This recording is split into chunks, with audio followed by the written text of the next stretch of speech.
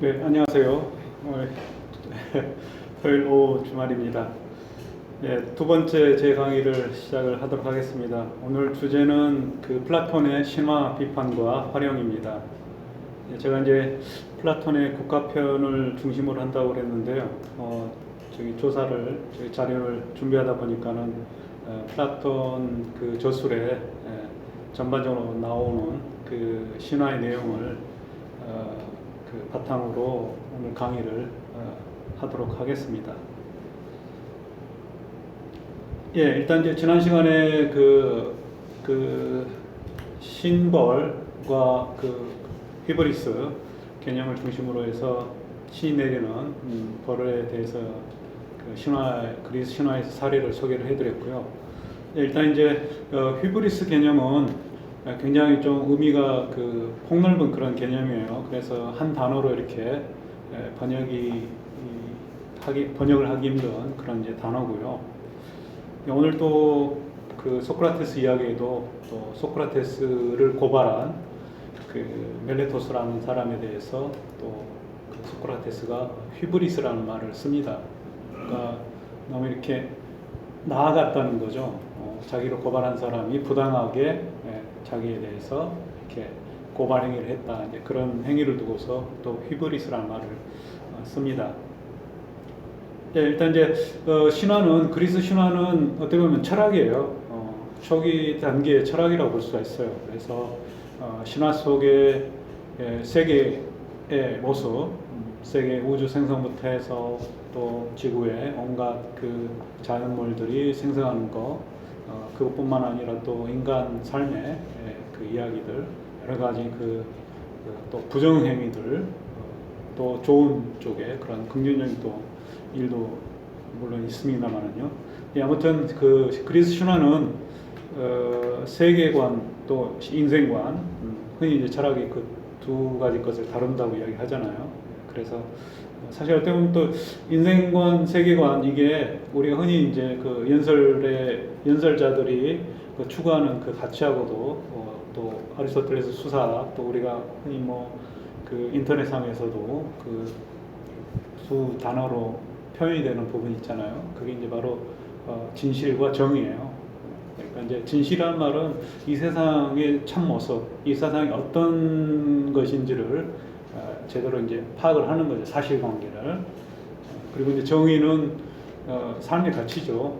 이 세상의 모습을 보고서 그걸 내가 어떻게 또 구체적으로 살아가야 될지. 네, 더 나아가서 이제 우리가 또 예술 분야, 또 종교 분야까지 포함하면 또 인생을 참되게, 정의롭게, 또 아름답게, 또 마지막에 또 우리가 말년에 이르면 또 종교를 생각하지 않을 수 없죠. 그래서 경건하게 이렇게 네 가지로 이렇게 한자로 이제 진선, 성 이런 네 가지 기본 개념으로 또 간략하게 표현을 하기도 합니다. 예, 오늘 이 시간에 이제 플라톤이 어떻게 기존의 신화를 에 대해서 전통 신화에 대해서 어떤 태도를 취하고 또 어떤 식으로 자기 철학에서 신화를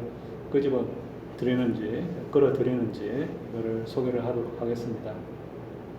예, 강의 순서는 이제 그리스인들이 신에 대해서 어떻게 생각을 했는지, 또 철학자들의 시대에 들어오면서 또 기존의 전통의 신의 모습에 대한 비판을 하는 철학자가 있는데요. 그 철학자가 또 크세노판이었습니다. 그래서 어떤 내용으로 비판하는지 보겠고요. 그다음 이제 플라톤의 저술의 성격, 또 그 저술이 어떤 저술에 또 어떤 신화가 담겨져 있는지 말씀을 드리겠고요. 예, 일단 이제 플라톤이 신화를 비판하는 것은 일단 신들의 어떤 부도덕한 그런 또 하데스, 저승 세계의 어떤 끔찍한 그런 모습. 그래서 뭔가 부정한 행위를 하도록 부추긴다든지 또 용기를 잃게끔 이렇게 두려움의 감정을 너무 심는다든지, 그런 내용은 이제 동시자 교육 또 아동 교육에서 이렇게 배제를 한다고 이야기를 합니다. 그런 맥락에서 또 신화를 비판을 하고요. 그 다음에 이제 적극적으로 또 플라톤이 그 신화를 그리스 신화를 자기 철학 교술에서 어떻게 또 적용을 해서 활용을 하고 있는지 이걸 보도록 하겠습니다. 주로 이제 윤리학의 그 관계죠. 그러니까 이제 소크라테스가 플라톤의 그 저술에 등장해서 어떻게 인생을 살아야 될지, 그리고 이후에 또 그 현세의 삶과 또 이후 사후 세계가 또 연결이 됩니다. 그래서 플라톤의 신화는 대부분 그 사후 세계에 대해서 많이, 또 인간의 혼의 그 불멸성, 또 그 혼이 죽은 뒤에 또 가게 되는 그 사후 세계를 주로 많이 신화에서 이야기를 합니다. 플라톤은 신화적으로. 일단 이제 플라톤은 그 전통 신화를 수용을 하면서도 또 좀 고치기도 하고 또 새로운 신화를 창작을 하기도 합니다. 보통 이제 지난 시간에 말씀드린 것처럼 그 미솔로지, 어원이 되는 그 그리스 두 단어가 미토스하고 로고스인데요. 신화학이라는 그 말에 이제 이 두 단어가 들어가 있습니다. 일단 이제 설명할 수 없는, 또 설명하기 힘든 그런 것들이 이제 플라톤의 이 자신의 이론을 전개하면서 또 쉽게 또 뭔가를 전달하고자 할 때, 그럴 때 이제 그 미토스, 신화를 씁니다. 신화라는 말 자체가 이제 제가 우리 또 연구자들, 동료 연구자들 보면 미토스란 말을 뭐 설화, 이야기 이렇게 번역합니다. 신화란 말 자체가 사실 굉장히 좀 좁은 의미로 저희가 쓰고 있기 때문에요. 신들의 이야기가 아니라 사실 신들과 또 그 신들의 빗줄을 받은 인간 영웅들, 또 그냥 보통의 인간들, 또 여러 가지 그 이야기들, 흔히 우리 저희가 말할 수 있는 그런 옛날 이야기들, 또 비유, 우화 이런 것들이 다 미토스예요. 그래서 그냥 폭넓게는 그냥 이야기 정도입니다. 이야기 뜻이. 그리고 이제 미토스 이야기가 사실, 그런데 이제 좀 그 미토스가 로고스하고 좀 다른 거는, 로고스는 학문의 이름에도 이제 붙는다고 말씀을 드렸죠. 그래서 러지 할 때 뭔가 좀 그 근거를 제시하는, 그래서 학문이 기본적으로 그렇죠. 주장을 하고 그게 왜 그런지를 근거를 제시해야 돼요. 그 근거가 또 논리적으로, 합리적으로, 또 거기에 더 나아가서 뭐죠? 비판을 받을 수가 있어요. 받을 수가 있어야 돼요. 아무리 논리적, 합리적이어도 비판을 배제한다 그러면 그것도 학문이 안 되는 거죠. 그래서 언제든지 비판을 받고 또 그 비판에 대해서 또 정당한 반박을 하고, 그게 이제 로고스의 특징이죠. 근데 이제 미토스는 그런 성격이 없죠, 사실. 뭔가 좀 비합리적이고 비논리적이고, 또 누가 그거에 대해서 딱히 그게 맞는지 그 딴지를 걸 만한 그런 성격의 것도 아니고요. 아무튼 뭔가 좀 불합리한 그런 요소가 들어 있음에도 또 뭔가 그 예술 작품처럼 허구이지만은, 소설이나 뭐 문학 작품, 또 여러 가지 장르의 작품이 있잖아요. 허구지만 또 거기에 진실이 담겨 있는 것처럼 신화도 마찬가지로 단지 그냥 허구, 허위, 거짓말은 또 아니게 되겠습니다. 그 그리스인들이 그 신화를 어떻게 신을 생각을 했는지 지난번에도 이제 말씀을 드렸는데요. 그리스 사회는 이제 다신이에요. 그래서 여러 신들, 많은 신들을 숭배를 하고, 또 헤라클레스나 이런 그 인간 영웅들도 또 지역에 따라서 또 숭배를 하고 그렇습니다. 일단 이제 신화는 초자연의 또 자연적인 그런 대상에 대한 경외심에서 비롯됐다고 볼 수가 있겠고요. 자연 현상, 특히 날씨, 계절의 변화를 주관하는 제우스가 또 인간과 신들의 그 통치자로서 으뜸으로 이렇게 또 그 숭배되기도 했습니다. 일단 이제 신화는 일종의 종교고요. 종교적인 그 생각이 또 물론 이제 우리가 학문이 발전하면서 신화로부터 이제 종교로부터 학문을 그 부분에서 또 논의를 하게 되죠. 일단 그리스 신화에서 그 전통을 또 벗어나려고 하는 시도가 기원전 6세기 주로 이제 그리스 본토가 아니라 그 소아시아, 그 오늘날 터키죠. 터키 그 해안 쪽에 그 발달한 그런 이오니아 지방 중심으로 많이 그 새로운 그 학문이 또 싹이 트고 또 고대 그리스 신화에서 세상을 설명한 전통의 방식을 또 거부하고 그래서 자연 철학자가 밀레토스에서 많이 또 주도적으로 이렇게 활동을 했습니다. 자연 철학자들이.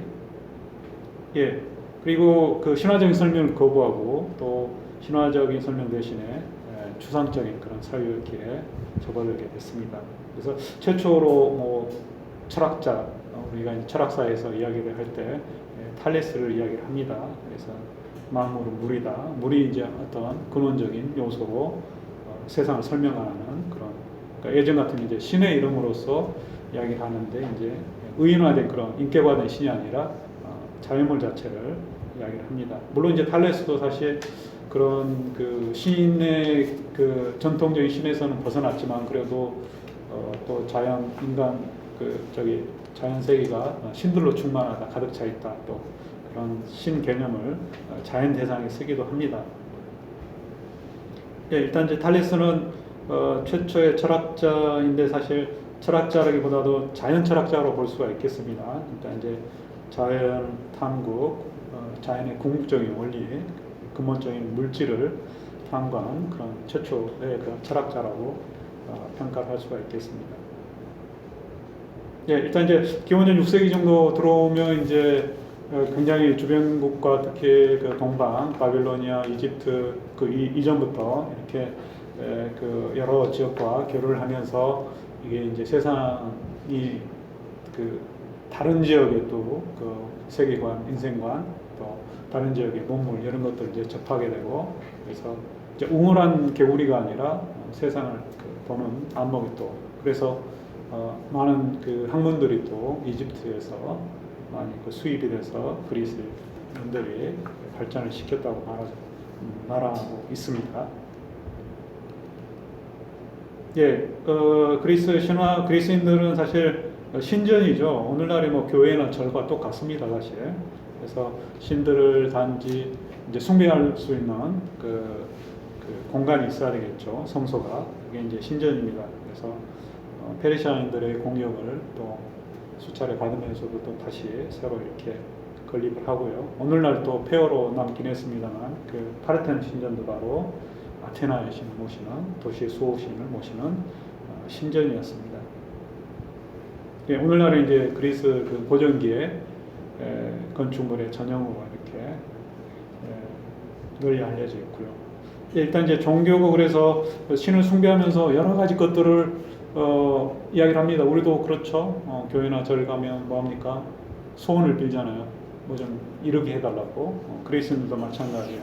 그리고 신들에게 공경하게 그 봉헌물도 바치고 또 죽음이라든지 또 아이가 태어난 출산 이런 것과 관련해서도 또 정화의식을 신의 이름으로 하고요. 예, 제사도 마찬가지입니다. 크세노파네스의 그 글조각을 보면은 이런 이제 신에 대한 그 개념이 신들한 공경심이 담긴 그런 그 글귀가 있는데요. 한번 보겠습니다. 예, 자 이제 바닥과 모든 사람의 손과 잔은 깨끗하다. 누구는 짜놓은 화관을 씌우고 다른 누구는 그릇에 담긴 향기로운 향유를 내놓는다. 술 섞는 그릇은 흥으로 가득 차 있고 결코 저버리지 않겠노라 말하는 포도주가 또 있으니 부드러운 맛과 꽃냄새를 내며 항아리에 마련되어 있다. 가운데서는 유향이 신성한 향기를 내고 있다. 그리고 차고 달고 깨끗한 물이 있다.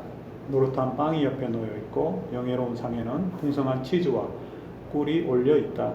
한가운데 있는 제단은 꽃으로 장식되어 있고 노래와 흥이 집안을 두루 채운다. 흥겨운 사람들은 먼저 신을 찬양해 마땅하나니 상스러운 이야기들과 정결한 말들로 헌주하고 올바른 것을 행할 수 있도록 해달라는 기도를 하고 난 사람들이 몹시 나이든 이가 아니라면 시정없이 집까지 갈 수 있을 만큼 마시는 것은 오만이 아니라. 예, 그러니까 자기가 버틸 수 있을 만큼 적절하게 술도 일종의 이제 그 욕구죠, 취주요.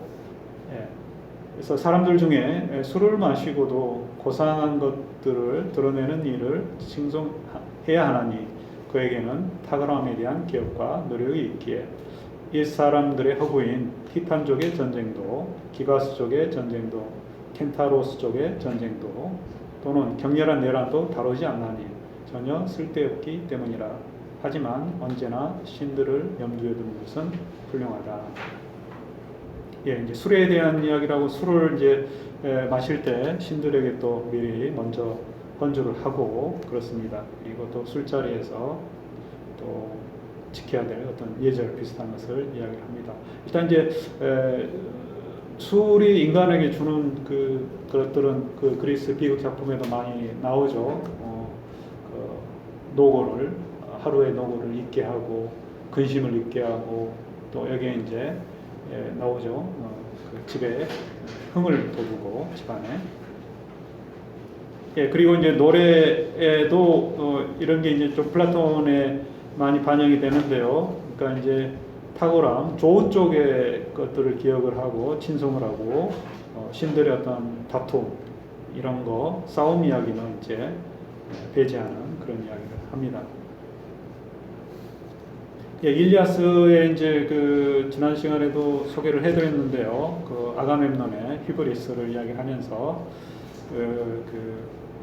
아가멤논이 그 트로이아 쪽에 크리세스 아폴론 사제를 푸대접을 했어요. 자기 딸을 돌려달라고 찾아왔는데 애걸을 했는데 그래서 이제 그 노인이 사제가 아폴론 신에게 기도를 올리는 거예요. 그래서 평소에 자기가 그 아폴론 신을 잘 모셨는데 그리스인들이 마음에 안 든다. 그래서 내 눈물값을 치르게 해달라. 이렇게 이야기를 합니다. 예, 일단 이제 기도 소원을 빌고 또 종교 행사 여러 가지가 있죠. 일단 그리스에서 모든 게 이제 경연 형태로 많이 이루어지는데요. 체전, 뭐 음악 경연, 또 비극 경연 이런 것도 다 이제 디오니소스 신과 특히 연결이 되어 있습니다. 예, 그 당시에 이제 4세기, 5세기 접어들면서 또 소피스트들의 그 계몽주의적인 그런 활동을 통해서 일단 이제 세상에 대한 그 기존의 신들에 대한 그 회의가 들어서고 그래서 정말 신들이 있긴 하는지 신의 존재라든지 또 이런 신의 권위에 대한 어떤 보전 이런 것들이 생기게 됩니다. 그래서 무신론적인 그런 이제 생각이 사상이 많이 들어오게 되는데요. 예, 일단 이제 그래도 분위기가 이제 그 당시에 이제 그런 계몽화되고 개화되고 사람들이 이제 그 기존의 전통을 회의에 대한 그 종교적인 전통에 대한 회의가 있음에도 또 대놓고 드러내놓고 또 나는 신을 섬기지 않는다, 신을 믿지 않는다 이렇게 대놓고 이렇게 공개적으로 발언을 할 경우는 또 위험한 상황에 처할 수가 있습니다. 그 이제 바로 대표적인 사례가 이제 소크라테스죠. 그러니까 소크라테스가 이제 그 조금 뒤에 이제 더 설명을 해드리겠습니다만은요. 그 불경죄로 이렇게 고발당한 게 이제 바로 무신론적인 그런 성향을 보였기 때문에 그렇습니다. 예, 그 다음에 이제 고위공직자 선발을 선출할 때도 신을 잘 섬기는지 이런 것들을 청문회 비슷한 자리에서 이야기를 합니다. 일종의 이제 신앙 검증이라고 볼 수도 있겠고요. 또 여러 가지 것들을 질문을 합니다. 그게 아테네인들의 정치 체제에 나와 있는데요. 아리스토텔레스 작품으로 알려져 있습니다. 심사를 할 때 첫 번째 질문은 아버지가 누구며 어느 데모스 출신인가, 어느 지역, 구역. 아버지의 아버지는 누구인가, 어머니는 누구이며 또 어머니 아버지는 누구이며 이게 이제 다 그 혈연 관계 아테네인지 이걸 이제 따지는 거죠. 그 다음에 그의 조상신 아폴론과 가정신 제우스의 사당이 있는지 또 사당이 어디 있는지 묻는다. 그리고 조상의 묘지가 있는지 어디인지 또 부모에게 잘하는지 효도하는지 공경하는지 또 납세 군복무를 잘했는지 이런 것들을 이제 물으면서 또 말로만 그런 게 아니라 실제로 그렇다고 확인해 줄 수 있는 증인을 또 불러댄다는 겁니다. 예, 일단 이제 충효 정신이 있어야만이 이제 국가를 제대로 공직에 종사를 할 수가 있다는 거죠, 공무를. 예, 지난 시간에 이제 좀 연장선인데요. 이런 그리스 신화 또 종교의 기원에 대해서 서사시 작가들은 기록을 합니다. 호메로스와 헤시오도스가 특히. 그래서 헤로도토스 역사책에서 또 이 사실을 이야기를 하고 있고요. 예, 이들 신들이 저마다 어디에서 생겨났으며 신들은 탄생을 합니다. 죽진 않지만. 그래서 이제 불사신이죠. 그들이 모두 언제나 존재했는지, 그들이 어떻게 생겼는지 그리스인들이 알게 된 것은 말하자면 최근의 일이다, 그제 일이다. 헤시오도스와 호메로스는 나보다 기껏해야 400년 전에 살았던 것으로 생각이 되며 헬라스인들을 위해 신들의 계보를 만들고 신들의 이름을 붙여주고 그들 사이에 직책과 활동 영역을 배분하고 신들이 어떻게 생겼는지를 우리에게 말해준 것은 이 작가들이기 때문이다. 예. 그리고 이제 다음 구절은 그렇죠. 우리가 이제 사후 세계에 대한 생각인데요. 이게 이제 사실 굉장히 그리스인들이 솔직한 표현이에요. 제가 보기에는. 그러니까 이제 어떻게 보면 사후 세계 존재 또 영원 불멸 이런 것들은 굉장히 우리가 증명을 할 수 없는 그런 부분이잖아요. 만약 신이 존재하는지 또 인간 혼이 불멸하는지 또 이 세상의 크기가 이 세상이 도대체 무한한지 유한한지 이런 때문에 형이상학적인 그런 물음들이죠. 이런 것들은 사실 우리의 보통의 현상계를 인식하는 그런 능력으로는 파악이 될 수가 없는 거죠. 아무튼 오디세이아의 아킬레우스의 말에 따른다면 그러니까 오디세우스가 하데스를 방문하면서 여러 전우들을 만나고 또 인물들을 만났는데요. 지난번에도 소개를 했던 것 같습니다. 일단 이제 싸늘한 그런 지하 세계보다도 따뜻한 이승에서 땅 위에서 이렇게 평범한 삶을 살고 싶다. 지하 세계는 그러니까 뭔가 어두침침하고 차갑고 또 핏기가 없고 또 흥이 없고 그런 곳이라는 거죠.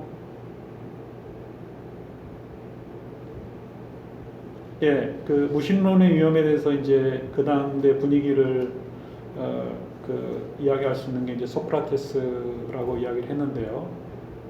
예, 소크라테스의 이제 기소 내용을 이제 변론이라는 또 소크라테스 변명이라는 책에서 보면은 이렇게 됩니다. 예, 소크라테스는 젊은이들을 타락시키고 이게 제가 박종현 선생님 번역 같은데요. 예, 타락시킨다는 말이 이제 좀 굉장히 어렵습니다, 사실. 타락 그러면 뭔가 좀 도덕적인 타락, 그래서 좀 성적인 문란이라든지 이런 거를 좀 많이 연상을 하는데요. 여기 이제 반대말을 좀 생각을 하면 되겠습니다. 그러니까 이제 소크라테스는 젊은이들을 타락시키고 나라가 믿는 신들을 믿지 않고 다른 영적인 것들을 믿음으로써 죄를 범하고 있다. 이게 이제 기소의 내용이에요. 두 가지 제목이죠. 젊은이들을 타락시킨다. 그 다음 불경죄, 나라가 믿는 전래 신들을 믿지 않고 이상한 그런 존재를 믿는다. 이 두 가지입니다.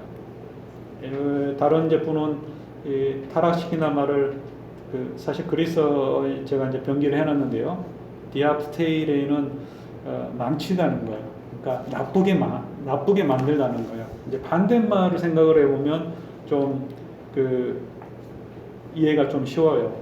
그러니까 좋게 만드는 게 아니라 뭔가 나쁘게 그러니까 어떻게 보면 이제 타락이라는 말이 도덕적인 타락이에요. 도덕적인. 그래서 이제 뒤에 바로 나오죠. 그러니까 소크라테스가 대화를 자기 이제 변론을 하면서 변론하면서 나만 빼고 다 아테네인들이 훌륭하게 만들지만 나 혼자만 소크라테스 본인만 젊은이들을 나쁘게 만드는 것 같다. 그런 말이냐 이렇게 이제 토를 답니다. 그래서 고소한 사람 중에 한 사람 멜레토스에게 내가 어떻게 젊은이들을 타락시킨다고 주장하는 거냐.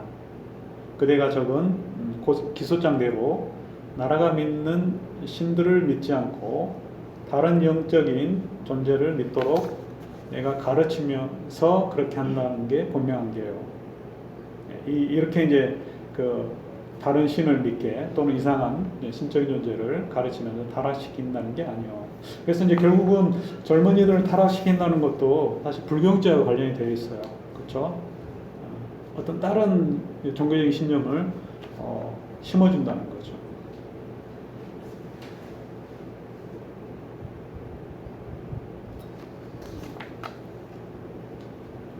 예, 그래서 이제 뒤에 그걸 또 보면은요, 사실 소크라테스는 여기 변명에 변론에 나오는 거에 따르면 굉장히 좀 전통의 기존의 그리스 전통의 그런 신들을 믿는 것으로 이렇게 나옵니다. 자기 스스로 이렇게 이야기를 합니다. 그게 이제 뭐냐면 내가 태양도 달도 신들이 아니라고 신들이라고 믿지를 않는다는 게요. 그러니까 뭐 저기 아낙사고라스처럼 태양이 불덩어리다, 큰 그런 불타는 금속이다, 이런 식으로 말한 거냐 이렇다는 거죠.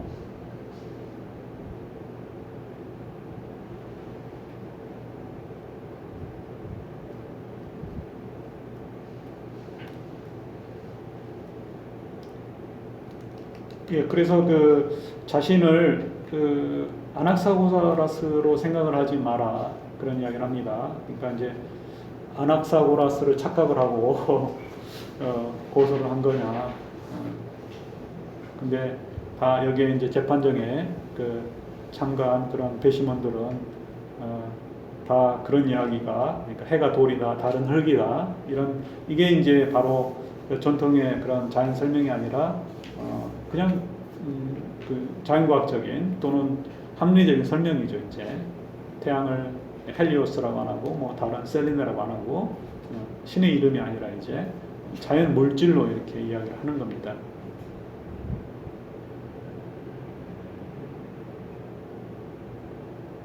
그래서 돈 조금만 주면 아낙사고라스 책 구입을 해서 다 젊은이들도 보고 이렇게 내용도 알고 그러는데 그걸 굳이 나를 끌어들여서 이렇게 고소를 하느냐. 자기는 이제 결코 이제 그런 쪽이 아니라는 거죠. 그래서 여기 이제 휘브리스를 이야기합니다. 그래서 멜레토스, 자기를 고소한 사람이 바로 아주 방자한 사람이다. 또 무절제한 사람이다. 예, 무절제하다는 말은 지난번에도 말씀을 드렸죠. 아콜라스야. 그래서 그러니까 어떤 성욕이나 보통 이제 절제 그러면 아리스토텔레스에서도 그렇고요. 어떤 성욕이나 식욕 이런 기본적인 인간이 가지고 있는 생물학적인 욕구, 욕망을 뜻하는데요. 여기서는 그런 것보다도 좀 자기 통제를 이야기를 합니다. 그러니까 이제 자기를 꽉 고삐를 잡듯이 이렇게 자기 행동을 이렇게 통제를 하지 못하는 그런 상태를 그러니까 이제 휘보리스하고 좀 그게 이제 통제되지 않은 그 사람의 모습이 휘브리스의 양상으로 나오는 거죠. 그러니까 남에 대해서 함부로 대하고 막대하고 남에 대해서 폭력을 행사하고 그 다음에 그래서 또 한 가지 이제 젊은 혈기 소크라테스 또 은근히 젊은이는 지혜롭지 못하는 걸로 그리고 또 나이든 자기보다 더 지혜롭지는 않을 거다 그런 또 그 이야기를 앞에서도 하기도 합니다. 그래서 무지한 그런 젊은 그 혈기 때문에 자신을 고소한 게 된 거다 이렇게 이야기를 합니다. 예, 아무튼 여기 이제 그 소크라테스가 그 고소당하고 또 독배를 사형 선고를 받아 독배를 마신 그 이유가 이제 바로 종교적인 문제에 걸려 있다고 볼 수가 있겠습니다. 예, 또 앞에서는 젊은이를 이제 타락시킨다는 것은 결국은 그릇된 어떤 종교관을 심어준다. 또 한 가지가 이제 그 앞부분에 나오는데요. 그러니까 소크라테스가 대화의 기술로 그 흔히 이제 대화법이라고 이야기를 하죠. 그걸 통해서 이제 여기저기 찾아다니면서 또 정말 뭔가를 제대로 알고 있다고 지혜롭다고 하는 자들을 이제 찾아다니면서 실제로는 그렇지 않은 그들의 그 모습을 이렇게 파헤치죠. 그런 이제 그 대화의 기술 이런 것들을 이제 또 그 젊은이들이 쫓아다니면서 또 그 소피스트식으로 이렇게 잘못 배우는 그리고 또 잘못 그거를 다른 사람한테 이렇게 흉내내는 우리가 뭐 흔히 젊은 애들이 하는 게 그렇죠. 좋은 걸 가르쳐 주면 그걸 나쁜 식으로 이렇게 응용을 해가지고 흉내내는 그런 게 이제 또 기성세대들한테는 찍힌 거죠. 소크라테스가. 그것도 이제 어떻게 보면 젊은이를 나쁜 길로 이제 들어서게 한다, 타락시킨다 그런 의미가 되겠습니다. 예, 그다음 이제 두 번째 그 6세기 들어서면서 이제 철학자들이 그 신에 대한 관념이 많이 기존의 그 전통과는 많이 달라지는데요. 그게 이제 크세노파네스의 그 글 조각에서 많이 남아 있습니다. 예, 그 몇 가지를 살펴보면은요.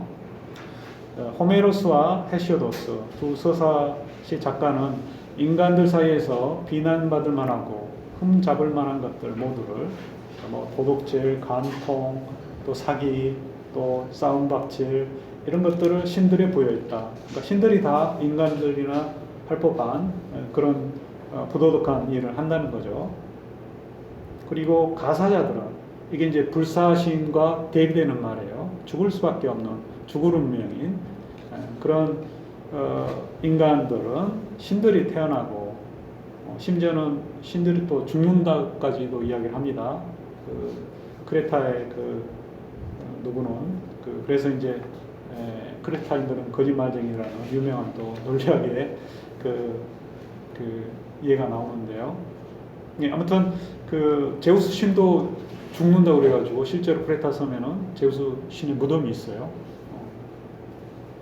그게 이제 그 신들에 대한 또 생각이 굉장히 그러니까 이제 원래 신들이 우리가 생각하는 신들이 아니라 어떻게 보면 인간 영웅이었다는 거죠. 그래서 태어나고 그런데 보통 사람과는 또 엄청 다른 그런 존재로 그래서 이제 받들어 모시고 숭배되고 하나의 신격화되고 그래서 신들이 태어나고 인간들 자신들처럼 옷과 목소리와 형체를 갖는다고 생각한다.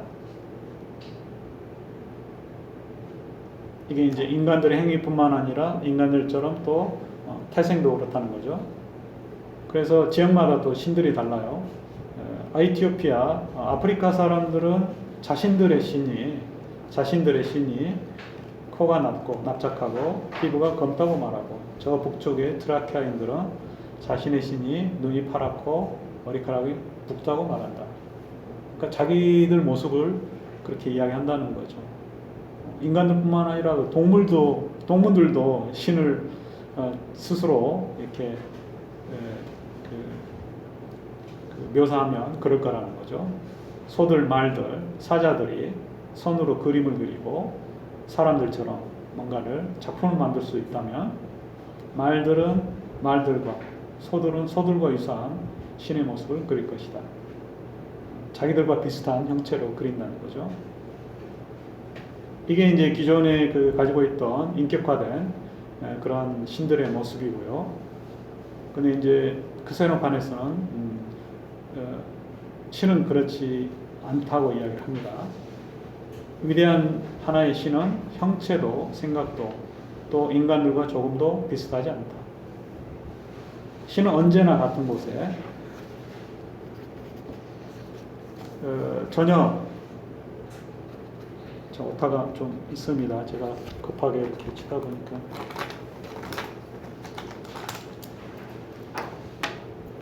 언제나 같은 곳에 전혀 움직이지 않은 채 머물러 있다. 올림푸스 산에서 내려와서 인간의 세계에서 왔다 갔다 하고, 신들의 전령처럼 헤르메스처럼 또 저승까지 왔다 갔다 하고, 그렇지 않다는 거죠. 또한 이때는 여기, 저때는 저기 옮겨 다니는 것은 그에게 어울리지 않는다. 이런 것들이 이제 후대 또 플라톤이나 아리스토텔레스까지 이르면서 또 신에 대해서 굉장히 추상적인 그런 개념으로 발전합니다. 흔히 이제 아리스토텔레스는 또 부동의 운동자를 이야기를 합니다. 움직이지 않으면서 모든 것을 움직이게 하는, 변화하게 하는 그런 존재로. 그리고 또 폴리세이즘, 다신론적인 그런 기존의 신관에서 벗어나서 모노세이즘, 그러니까 이제 유일신을 이야기를 합니다. 또 유일신 기존의 전통을 완전히 부정을 하지는 않지만은요, 뭔가 그래도 하나의 신이 으뜸이라는, 그러니까 최고의 어떤 신이 제우스처럼, 그걸 또 이제 헤노세이즘이라고 이야기합니다. 그러니까 이제 그리스에서 헨이라는 말이 하나라는 뜻이에요. 그러니까 다신이기는 한데 그 전통에서도 또 으뜸인 하나의 신이 있다는 거죠.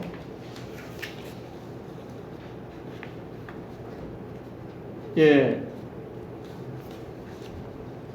그 기존의 이제 전통에 대해서 말씀을 드렸고요. 그 전통에 대한 또 비판을 이야기를 했습니다. 이제 본격적으로 플라톤에 가서 또 어떤 이야기가 나오는지 살펴보도록 하겠습니다. 예, 플라톤의 저술 세어보지는 않았는데요. 제가 20편, 30편 정도 굉장히 많은 분량으로 남아 있습니다. 예, 플라톤의 그 저술은 일단 여기에 그 목록을 보시면은 굉장히 오늘날의 책 제목하고 많이 다르다는 것을 한눈에 파악을 하실 수 있을 것 같아요. 변론, 향연, 또 국가, 정치가, 법률 이런 제목만 빼놓고는 거의 다 사람 이름이죠. 그래서 이게 무슨 책인지 사실 펼쳐보지 않는 이상은 몰라요. 근데 우리가 어떤 책이든 이렇게 제목만 봐도 이게 어떤 책일 거라는 거 가늠할 수가 있는데, 플라톤 책은 그러지 않습니다. 그래서 후대 또 이렇게 플라톤 책을 편집을 하고 번역을 하고 그런 사람들은 부제를 달아요. 그래서 국가 그러면 올바름, 정에 관하여 이렇게, 또 라케스 그러면 용기에 관하여 이렇게. 제가 그래서 제가 몸담고 있는 우리 정암학당에도 번역을 이제 전집 형태로 플라톤을 내는데 좀 부제 좀 달았으면 좋겠다. 그러니까 이게 앞은 아니더라도 안쪽에 가령 라케스 그러면 용기에 관하여 옆에다 딱 써주면 알라딘이나 이런 교보나 이런 데서 이제 부제를 넣어준다는 거죠. 그 책을 소개를 할 때. 그러면 사람들이 좀 더 관심을 갖죠. 라케스 해놓으면 이게 뭔 책이야? 관심을 안 갖는다는 거예요. 근데 라켓 해놓고 연기에 관해서 연기란 뭘까 궁금한 사람들이 있을 거 아닙니까? 그러면 이제 그 책 부제를 보고 또 찾아볼 수가 있다는 거죠. 예. 일단은 그 소크라테스 저술은 이렇게 좀 책 제목이 굉장히 좀 내용이 드러나는 그런 제목은 아니고요. 주로 이제 그 사람의 이름으로 돼 있어요. 그리고 이 사람의 이름이 바로 또 소크라테스와 그 책 안에서 대화하는 사람의 이름이에요, 주로. 소크라테스가 주요 그 대화 상대자이고 대화를 이끌어가고 토론을 이끌어가고 그런 사람이긴 한데요. 소크라테스가 주인공이라고 해서 책 제목을 다 소크라테스로 하면 다 책 제목이 같아져 버리겠죠. 그래서 소크라테스와 대화하는 주요 대화 상대자의 이름을 따서 이야기합니다. 그리고 초기에 보통 이제 플라톤이 그 젊었을 때 쓴 초기에 그 대화편들은 주로 이제 소크라테스의 그 행적, 그 사형 선고를 받고 자기 변론을 하는 모습, 또 감옥 생활, 또 최후의 그 독배를 마시는 순간의 그 모습, 또 여러 가지 것들, 다양한 주제로 특히 이제 이런 것들이 이제 하나의 문학적인 장르화가 되어 있어요. 그러니까 이제 소크라티코의 로고 그래서 소크라틱 다이얼로그스 보통 이제 소크라테스적 대화편 이렇게 하는데요. 이게 이제 좀 말이 어렵죠. 소크라테스적 대화편이라는 게 뭔 말인지. 근데 사실 쉽게 풀었으면 소크라테스가 대화 상대 대화자가 나오는 어떤 그 책 그런 뜻이에요. 그러니까 플라톤도 그렇고 플라톤이 주로 이제 메이저급으로 많이 알려져서 주로 소크라틱 다이얼로그를 이야기하면 이제 플라톤을 사실 지칭하는데 또 다른 플라톤의 소크라테스 제자나 뭐 또 크세노폰이라든지 이런 사람들이 소크라틱 다이얼로그 썼어요. 그러니까 플라톤만 쓴 건 아니에요. 그래서 하나 이제 장르화돼서 이런 그 대화 형식으로 철학책을 쓴 그런 방식이죠. 오늘날은 이제 아리스토텔레스 저술이 남아있는 것처럼 주로 이제 아리스토텔레스는 뭐 범주론, 명제론에서 특정 어떤 주제를 굉장히 논문 형식으로 이렇게 쓰는 그런 이제 저술이고요. 물론 아리스토텔레스도 그 대화편을 썼다고 전합니다만요. 그렇게 남아있지는 않고요. 아무튼 플라톤은 이런 그 대화의 형식으로 특히 이제 초기에는 도덕적인 어떤 가치, 경건함, 정의, 용기, 뭐 절제 이런 그 개념들을 따지고 정말 경건한 사람이 어떤 행위를 했을 때 정말 그 경건함에 대한 기본적인 그 개념을 알고 있는지 또 용기 있는 사람도 마찬가지고요. 용기란 무엇인가 이렇게 그래서 그런 개념에 대한 또 개념 어떻게 보면 이제 그 현대 그 언어 철학이나 분석 철학자들이 하는 그런 개념 분석의 의미가 들어가 있죠. 그러니까 이제 데피니션 어떤 그 개념에 대해서 제대로 정의를 내리는 거.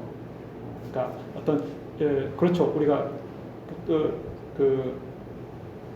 쉽게 이야기를 하면 사과가 뭐냐 이렇게 했을 때 아니면 커피가 뭐냐 컵이 뭐냐 그럴 때 그냥 이게 컵이다 이렇게 구체적인 사례를 드는 게 아니라 이것도 컵 저것도 컵 이렇게 했을 때 공통 분모가 뭐냐 이것들을 다 컵이라고 말할 수 있는 뭔가를 이야기를 해줘야 한다는 거죠.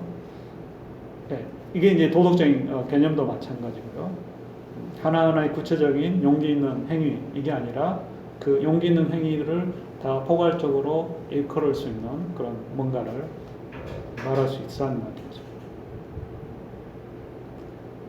예, 중기에 갈수록 뭔가 좀 그 플라톤의 작품이 좀 커지고 또 그 대화의 길이도 막 길어지고 그렇습니다. 또 굉장히 또 그 내용이 어려운 그런 부분들도 있고요. 후기에 가면 이제 거의 뭐 그냥 대화라기보다도 그냥 대화 형식을 빈 하나의 논문 형태로 이렇게 마지막에 또 법률이 제 최종 작품으로 알려져 있고요. 일단 이제 우리가 그 뭐죠 철학에서 그 이야기하는 그 모든 분야가 있죠. 그러니까 이제 기본적으로 철학의 이제 분과, 뭐 법의 뭐 공법, 뭐 형법, 사법 뭐 이렇게 또 뭐 있는 것처럼 철학이 이제 분야별로 존재론 또는 형이상학 또는 인식론 또 윤리학, 정치학, 그다음에 뭐 예술철학, 논리학 뭐 이렇게 이제 크게 나눕니다. 그러니까 플라톤의 여기 저술도 이제 그렇게 좀 나눌 수가 있어요. 물론 이제 뭐 인식론, 존재론이 또 따로 노는 것, 구분되지 않고 이렇게 맞물려 있긴 해요. 그렇긴 한데 기본적으로 크게 이제 그런 범주에 따라서 또 플라톤의 그 책을 구분을 할 수가 있습니다. 예, 그 플라톤은 뭐 제가 뭐 플라톤의 생애 뭐 이야기를 앞에 제목에는 달아놨는데요. 뭐 크게 제가 뭐 생애를 소개할 뭐 필요는 없을 것 같고요. 일단 뭐 귀족 출신의 귀족 집안의 아주 명문가 집안의 출신이고 뭐 또 어머니 때, 뭐 아버지 때 하여튼 뭐 또 유명한 인사들까지 연결이 된다 뭐 그런 이야기로 일단 간략하게 말씀을 드리고요. 일단 이제 당대 젊은이들처럼 이렇게 뭐죠? 그 정치에 대한 그런 희망, 꿈 이런 게 또 없잖아 있습니다. 그런데 현실 정치를 보고서 이게 이제 자기 그러니까 잘한 거죠. 현실 정치에 빠져서 이렇게 하다 보면 똑같이 된다는 거죠. 그래서 자기는 이제 다른 방식으로 세상을 좀 변형을 시켜야겠다. 그래서 책으로 이제 저술을 형태로. 그래서 어떤 그 학자는 플라톤이 이렇게 딱 그 뭐랄까요? 이 저술을 그냥 마구잡이로 쓴 게 아니라 딱 그 프로그램화 해가지고 딱 이렇게 그 단계를 밟아갈 수 있도록 이렇게 저술을 꾸며놨다고 이야기를 하기도 합니다. 예, 아무튼 여기에 이제 그래서 이제 특히 이제 국가라든지 이런 정치 철학이 담긴 저술에서는 특히 엘리트 교육이죠. 장차 아테네를 정치적으로 참여할 그런 젊은이들에게 올바른 이제 교육, 엘리트 교육을 시키겠다 그래서 이제 프로그램화한 거죠. 그게 이제 국가나 법률에 나오는 건데요. 예, 유명한 이제 구절을 여기 그 플라톤의 그 편지라고 알려진 그 부분에 나오는데요. 이게 이제 철인왕, 요즘에 철인 삼종경기로 많이 이야기해서 철인한 거는 잘 모를 거예요. 그러니까 철학자 왕 또는 뭐 철인이라는 말을 잘 안 써서요. 철학자가 왕이 된다는 통치자가 그런 의미고요. 그 두 가지가 있습니다. 여기 이제 가운데 그 인용문을 그 7째 편지 가운데 보면 거기서부터 읽어보면 그래서 나는 올바른 철학을 찬양하면서 나란 일이든 공사든 개인적인 일이든 간에 모름지기 정의로운 것 모두는 철학을 통해 알아낼 수 있는 것이라고 언명하지 않을 수 없었습니다. 올바르고 진실되게 철학하는 그런 부류의 사람들이 권자에 오르거나 권력을 쥐거나 아니면 각 나라의 통치자, 권력자들이 모종의 신적인 도움을 받아 철학을 하기 전에는 인류에게 재앙이 그치지 않을 것이라고 또한 말하지 않을 수 없었습니다. 이게 이제 플라톤이 시칠리아를 방문했을 때 그런 생각을 가지고 있었다는 거죠.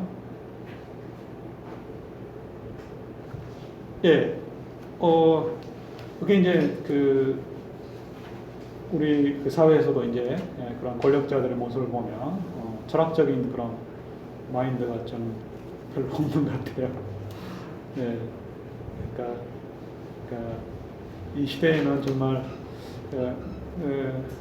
오로지 그 금전적인 그런 많이 가지려고 하는 소유에 다 그쪽으로 이렇게 방향이 잡혀서 있어서 아무튼 이제 그거는 뭐 개인적인 잠깐 이야기를 했고요. 정치적인. 플라톤이 이제 신화를 비판하는 그 네 번째 부분을 보도록 하겠습니다. 예, 이제 플라톤의 책에 등장하는 소크라테스의 그 언사인데요. 예, 그 에우티프론이라는 그 경건함에 관한 주제로 알려진 그 책에서 대화편에서 소크라테스가 이런 이야기를 합니다. 당신은 신들의 세계에 서로 간의 전쟁, 무서운 적개심, 또 싸움박질, 그리고 이런 류의 많은 것들이 실제로 있는 걸로, 있었던 것으로 믿소. 많은 시인들도 이야기하고 있고, 또 화가들이, 잘난 화가들이 여러 성소에다가 다채롭게 장식해 놓은 그런 것들 말이요. 예, 파르테논 신전에도 뭐 켄타우로스족들과 또 아마조네스 여인들과 또 뭐죠, 그 기간테스 거인족들과 싸움, 신들의 싸움이죠. 이런 것들이 다 조각이 되어 있고 그렇습니다. 또 화가들도 그렇게 그 장식을 하고요.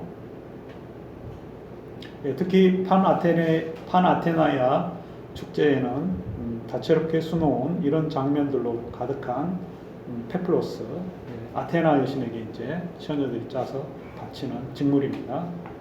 페플로스가 아크로폴리스로 운반되어 에우티프론, 이것들을 진실이라고 우리가 말해야겠어요.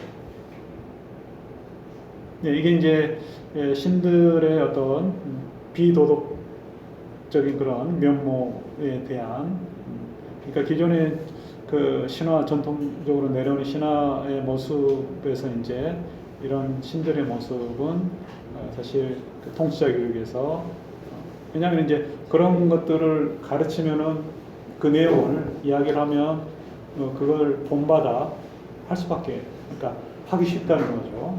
그래서 플라톤이 이제 그 아동교육, 국가 2권 3권에서 주로 이제 시가, 호메로스 시라든지 이런 데서 나오는 그런 내용들, 죽는 장면이라든지 또 하데스, 저승의 세계, 끔찍한, 또 영웅들의 그런 묘사할 때, 영웅들을 묘사할 때 그런 시인들이 지켜야 될 그런 것들을 이야기를 합니다.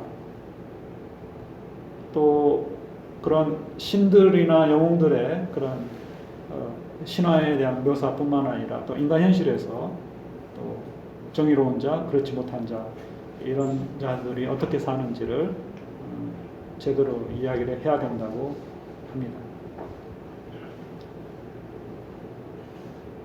예, 여기 이제 그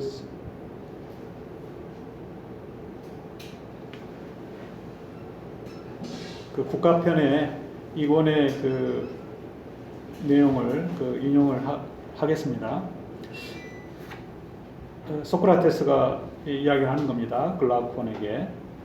이게 이제 그 글라우콘이 저기 플라톤의 형 중에 한 명이죠. 우선 가장 큰 거짓말을, 그것도 가장 중대한 것들에 관한 거짓말을 한 사람은 좋지 못한 거짓말을 한 거네. 말하자면 우라노스, 이게 이제 하늘을 뜻하는 그 태초에 가이아하고 또 결합을 해서 여러 또 티탄족을 낳죠. 예, 우라노스가 저지른 것으로 헤시오도스가 말하는 짓들을 우라노스가 어떻게 행하였는지, 또 그 아들인 크로노스가 우라노스에게 어떻게 복수를 했는지 이야기한 거짓말 말일세. 이게 이제 그 낫으로 이렇게 거세를 시켜버렸잖아요. 그러니 아데이만토스, 그러니까 아버지를 이제 아버지에 대해서 끔찍한 그런 행위를 한 거죠. 아데이만토스, 또 다른 또 플라톤의 그 형인데요. 보통 아데이만토스를 큰형으로, 글라우콘을 작은형으로 이야기를 하는 것 같습니다. 우리의 이 나라에서는 아무튼 이 이야기를 들려주어서는 아니 되네. 어린 사람이 듣고 있는데 극단적으로 올바르지 못한 짓을 저지르는데도 그런 자가 전혀 놀란 짓을 하는 게 아니라는 투로 말해서도 안 되고, 또 올바르지 못한 짓을 저지른 아버지를 온갖 방법으로 응징하는데도 그런 자가 신들 가운데서 으뜸가고 가장 위대한 신들이 한 바로 그런 짓을 하는 것으로 이야기해서도 아니 되네. 예, 이게 이제 그 우라노스, 크로노스, 제우스 이런 그 신들의 그 어떻게 보면 이제 권력 다툼이죠. 아버지가 아들을 해코지 하고 또 아들이 거기에 대해서 아버지에 대해서 또 끔찍한 짓을 저지르고, 예, 또한 신들이 신들끼리 전쟁을 일으키고 서로들 운명을 꾸미고 싸움질을 하는 것이므로 이야기, 예, 그런 것으로 이야기를 해서도 결코 아니 되네. 예, 이게 이제 플라톤이 일단은 그 전통의 신화를 해서 그 비도덕적인 그런 신들의 그 이야기를 교육에서 배제해야 된다, 이렇게 이제 하는 그 맥락에서 이야기를 하는 부분입니다. 예, 이제 다섯 번째로 플라톤이 그 구체적으로 어떻게 그 신화를 활용을 하고 있는지 보도록 하겠습니다.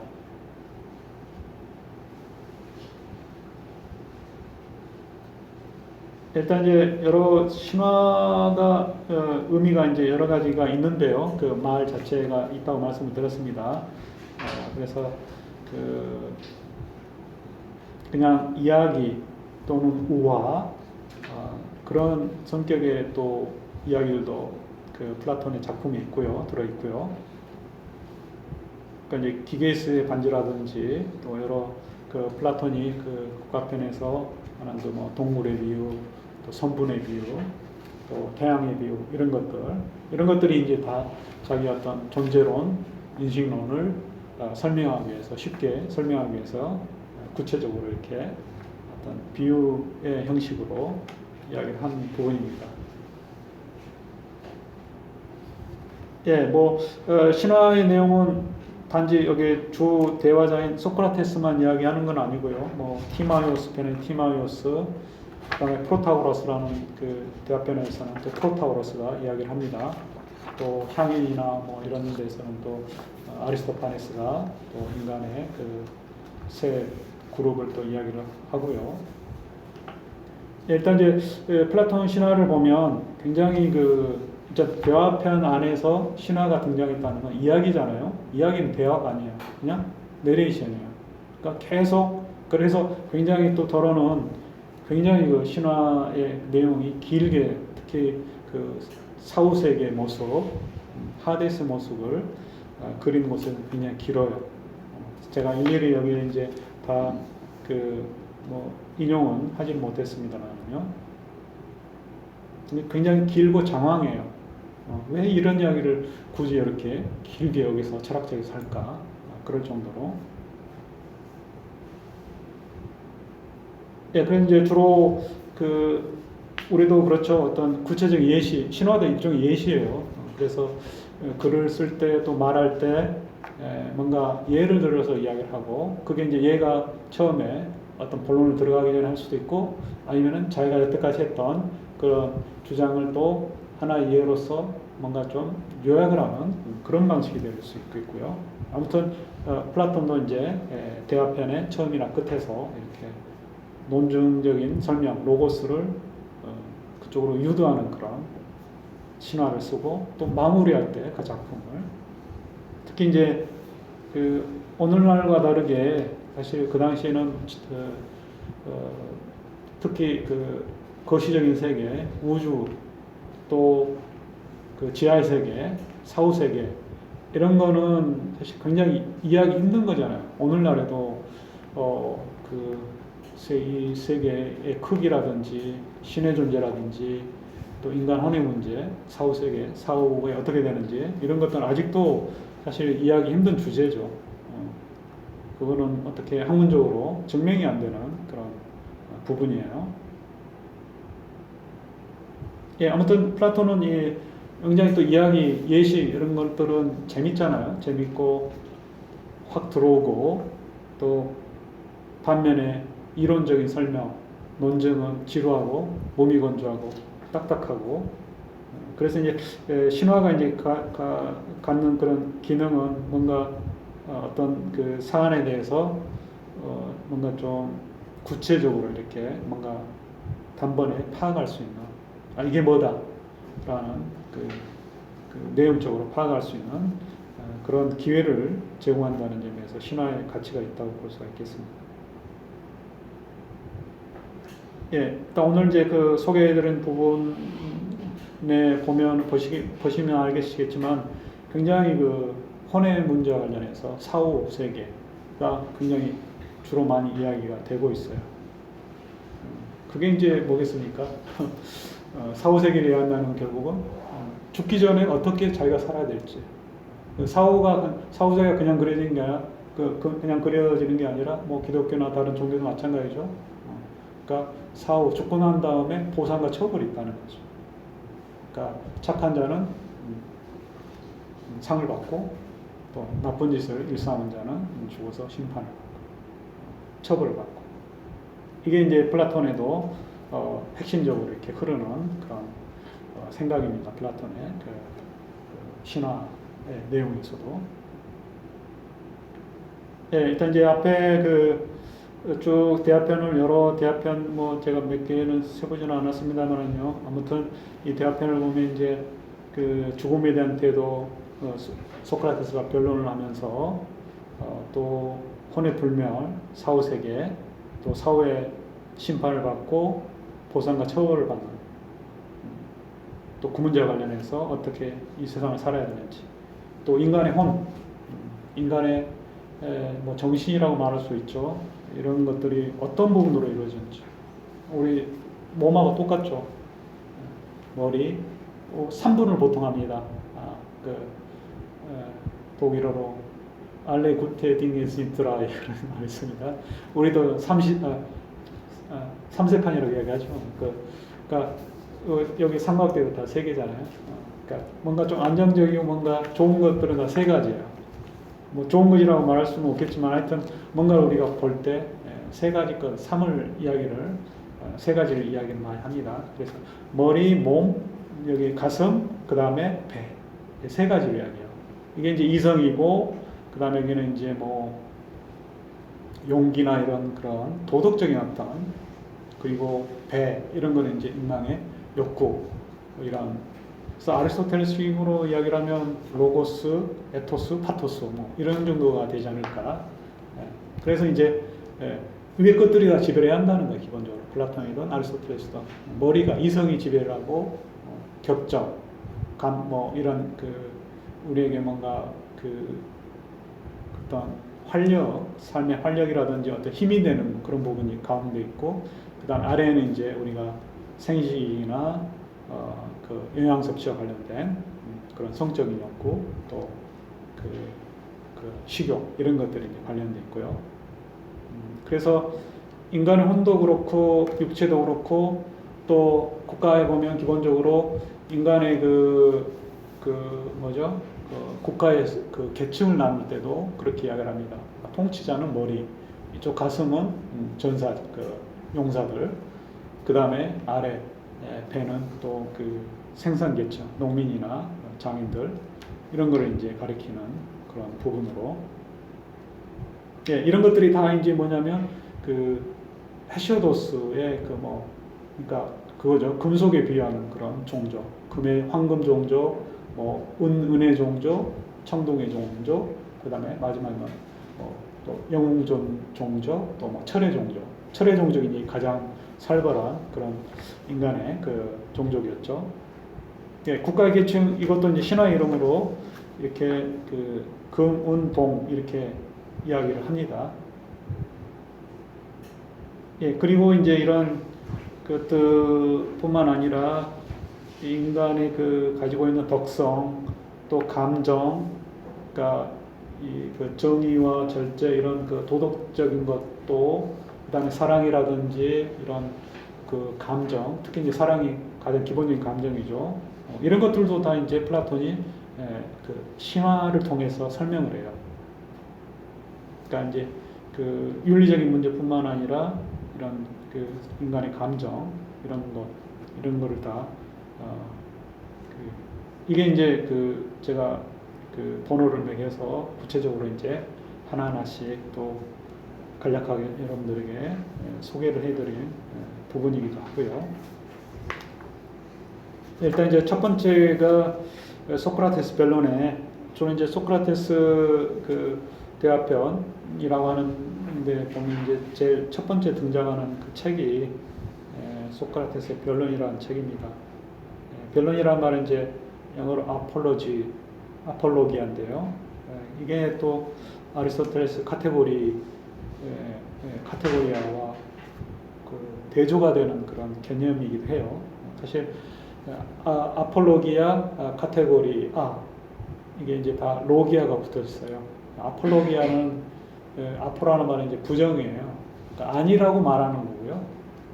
아리스토텔레스 범주론의 제목에 나오는 카테고리아는 이다라고 말하는 거예요. 카테고리아. 그러니까 아폴로지하고 카테고리는 그 반대 개념이에요. 그러니까 변론에 대한 반대 개념이 accusation, 그 고발이죠. 그게 카테고리아의 원래 기본 의미예요.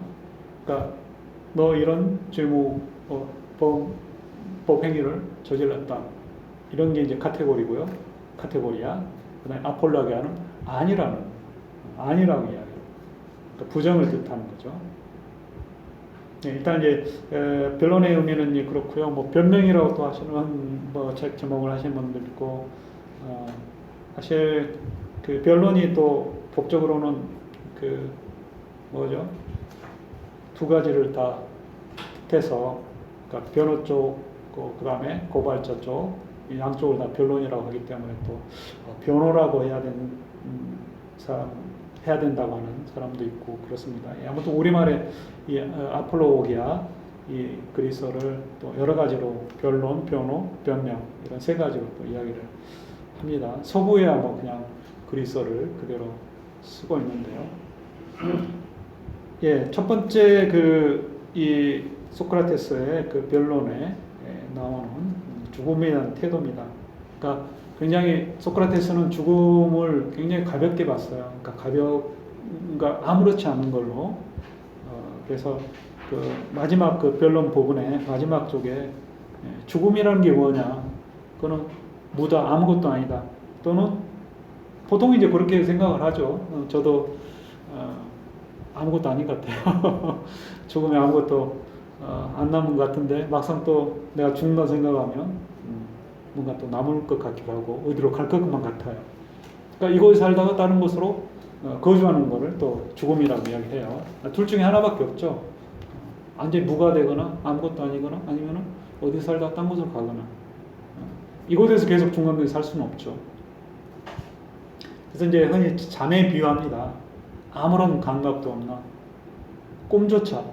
여기 이제 꿈이 보통 뭐 이렇게 몸 컨디션이 안 좋을 때 꿈을 꾸는 걸로 여기서 이야기를 하는 것 같아요. 그러니까 전혀 꿈이 없는 깊은 잠을 자는 그런, 이거 죽음이라는 게 나쁘지가 않다, 좋은 거다. 그래서 또 구체적으로 이곳에서 저곳으로 떠나가는 것, 그 죽은 자들이 저쪽 하데스 세계에 있다면 이보다 더 좋은 게 있을까? 소크라테스 특유의 그 대화 활동이죠. 여기 이제 그 죽음에 대해서 이제 그 변론의 인용글을 읽어보면요, 죽는다는 건 둘 중 하나다. 아무것도 아닌 것이어서 죽은 자는 아무 것에 대한 아무 감각도 갖지 않거나. 그래서 그 신들이 또 파트로클로스 그 시신을 모여가는 아킬레우스를 비난하는 것도 그거죠. 죽은 자가 아무 감각도 없는데 네가 그 친구 파트로클로스를 위해서 그 헥토로 시신을 그 무덤가로 이렇게 도는 거, 이거는 오히려 그것도 하나의 휘브리스죠. 그렇죠? 죽은 자에 대한 모욕이죠. 예, 아무튼 죽은 자는 아무것도 느끼지 못하고 또는 일종의 변화, 딴 곳으로 이렇게 가는 거예요. 이주. 그래서 아무것도 없는 그런 상태에 잠자는 사람이 아무 꿈도 꾸지 않을 그런 상태라면 죽음은 얼마나 그게 이로운 것이냐. 페르시아 부와 권력을 거머쥔 페르시아 대왕조차도 그런 밤은 별로 없다는 거죠. 깊이 곤히 잘 수 있는 편안한 잠을 자는 그런 날은 별로 없다는 거죠. 그것도 역설적이죠. 모든 시간이 하룻밤보다 전혀 길 것이 없다. 시간의 문제가 아니라는 거죠. 하룻밤이 더 전체 시간보다 더 길 수 있다는 거예요. 편한 밤이 된다면. 그러니까 어떤 양적인 것보다도 질적인 그런 쾌락으로도 이야기를 할 수가 있겠고요. 즐거움을. 그 다음에 이제 두 번째로 가서 아무것도 아닌데 아무것도 아닌 게 아니라 죽음은 이제 여기 살다 딴 곳으로 가서 사는 거. 거기 가서 이제 하계 새 심판, 미노스, 라다만티스, 또 아이아코스 이런 등등의 그런 재판관들을 보고 또 호메로스나 이런 유명한 작가들을 보는 것. 그 다음에 뭔가 겪었던 팔라메데스라든지 아이아스, 아이아스는 자살을 한 그런 거죠. 그 오디세우스와 그 아킬레우스의 무브를 두고 다투다가 팔라메데스도 오디세우스 때문에 죽었죠. 억울하게.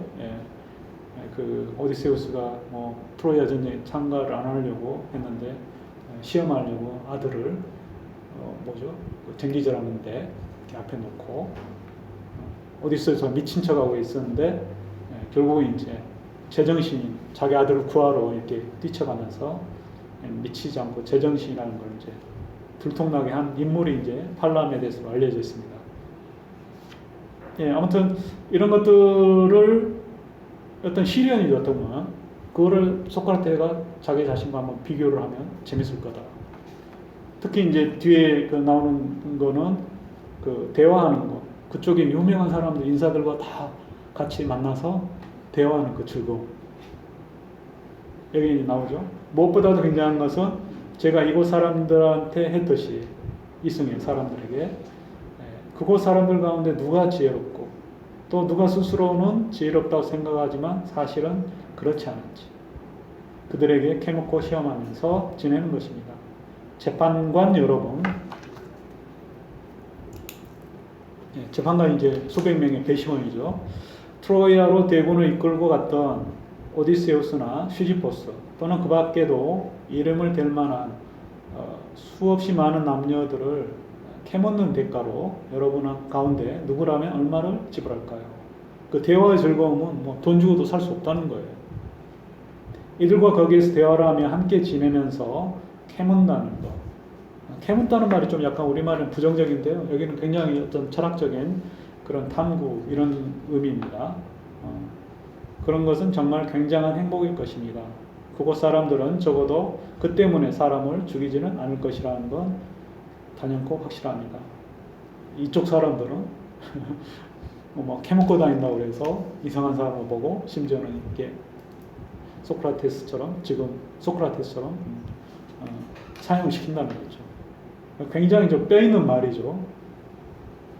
또한 그 밖에 다른 점에서도 그곳 사람들은 정녕 이곳 사람들보다 더 행복하며 이제 앞으로는 죽지도 않는 이들일 것이기 때문이다. 더 이상 한번 죽었기 때문에 죽지 않는다는 거예요.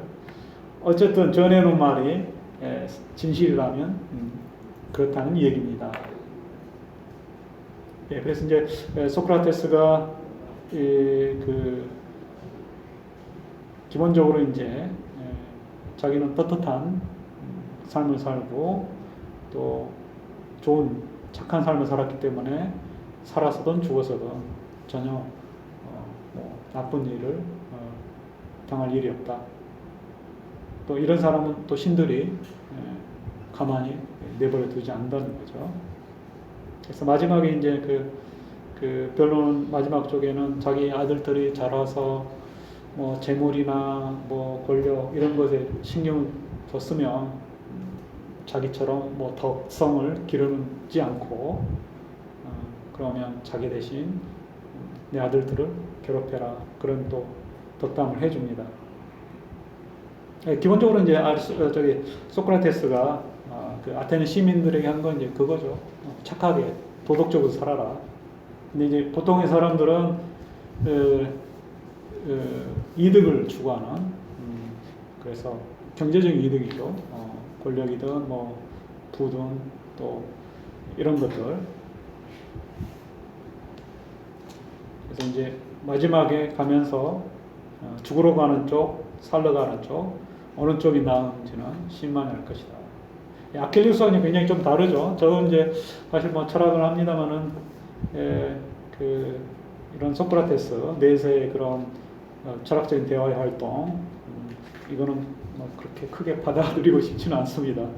아무튼 뭐 현세에서 착한 삶을 살아라, 또는 그 도덕적인 그런 가치를 추구하라, 그런 거는 이제 받아들일 수 있겠는데요. 내세에 대한 좀 믿음이 없기 때문에 소크라테스가 이렇게 이야기하는 그런 내세의 그런 지적인 즐거움, 이거는 좀, 그래서 저는 좀 아킬레우스 쪽입니다. 일단 즐겨도 현세에서 즐기고, 또 착한 일도 마찬가지고, 또 여러 가지 좋은 일들을 살아있을 때 해야 되지 않겠나, 그런 생각이 듭니다. 예, 잠깐 쉬었다가 또 두 번째 그 복음 그 신화 내용을 이어가도록 하겠습니다.